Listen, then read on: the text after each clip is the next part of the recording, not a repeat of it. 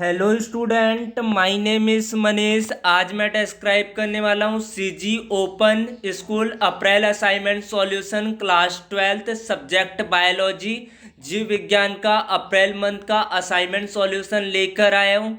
Students से request करता हूँ वीडियो को लाइक और शेयर करना ना भूले।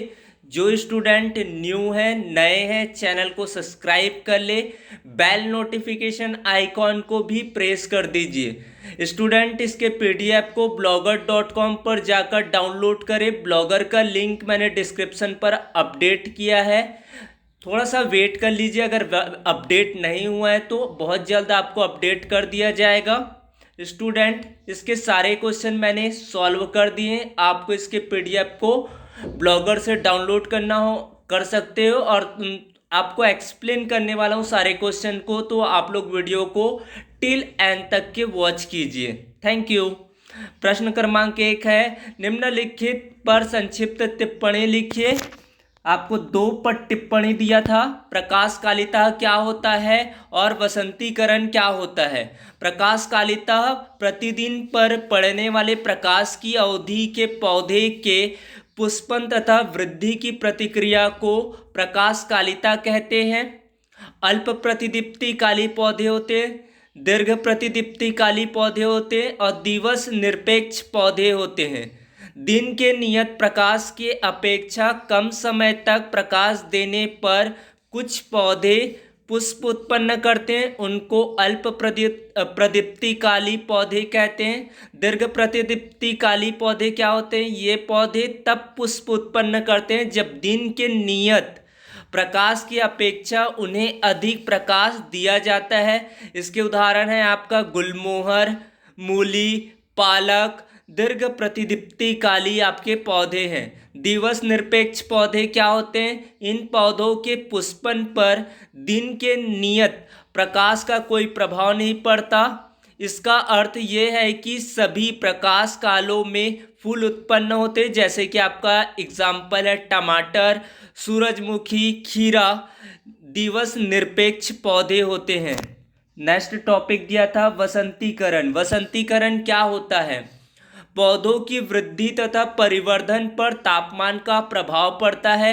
पुष्पन के लिए एक विशेष तापमान की आवश्यकता होती है। अध्ययन दर्शाते हैं कि यदि तापमान में कमी एक विशेष बिंदु पर की जाए तो पुष्पन जल्दी हो सकता है।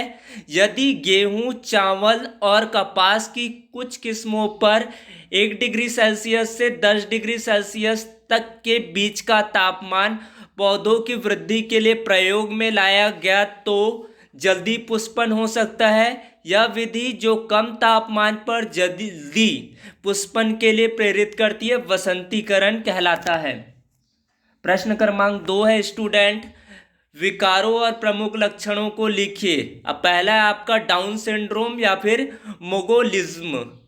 इसमें व्यक्ति में 47 क्रोमोसोम पाए जाते हैं, जो कि 21वें जोड़े में एक अतिरिक्त क्रोमोसोम 21वें क्रोमोसोम के ट्राइसोमी के कारण होता है।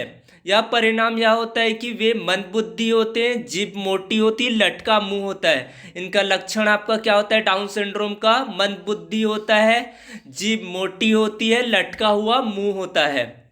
टर्नर सिंड्रोम, व्यक्ति एक महिला होती है जिसमें 45 क्रोमोसोम पाए जाते हैं, जिसमें केवल एक एक्स क्रोमोसोम, 22 जोड़ी ऑटोसोम प्लस एक्स हो। इनके मुख्य लक्षण निम्नवत हैं। मंदबुद्धि होता है, गर्दन आपका वेब लाइक होता है, जैसे कि जालीनुमा टाइप के त्वचा होता है, अपूर्ण विकसित स्तन होते हैं। थैलेसीमिया, थैलेसीमिया क्या होता है? यह एक ऑटोसोमी सूत्री विकार है जिसमें हीमोग्लोबिन का संश्लेषण सुचारू रूप से नहीं हो पाता है, जिसके फलस्वरूप जीवित रहने के लिए बार बार ट्रांसफ्यूजन कराने की जरूरत पड़ती, कराते रहना पड़ता है। सिकल सेल एनीमिया क्या होता है? यह एक दूसरी वंशानुगत असामान्यता है जो कि एकल ऑटोसोमी जीन के उत्परिवर्तन के कारण होती है। लाल रुधिर कणिकाएं अपनी वास्तविक आकार में न होकर विकृत होकर हंसिया यानी कि सिकल के आकार की हो जाती है। यह दोषपूर्ण हीमोग्लोबिन के कारण होता है। दो दोषपूर्ण जीन वाले व्यक्ति जीवित नहीं रह सकते। प्राकृतिक संसाधनों के संरक्षण की आवश्यकता क्यों है? जैसे जैसे मनुष्य जनसंख्या लगातार बढ़ती जा रही है, प्राकृतिक संसाधनों का उपभोग भी बढ़ता जा रहा है। आधुनिक मानव समाज में बढ़ते औद्योगिकरण और शहरीकरण के कारण सभी संसाधनों का उपयोग बढ़ रहा है। यदि इनका उचित ढंग से उपयोग और प्रबंधन नहीं किया गया तो फलस्वरूप अभाव उत्पन्न हो जाएगा, जो प्राकृतिक संतुलन को अस्त व्यस्त कर देगा।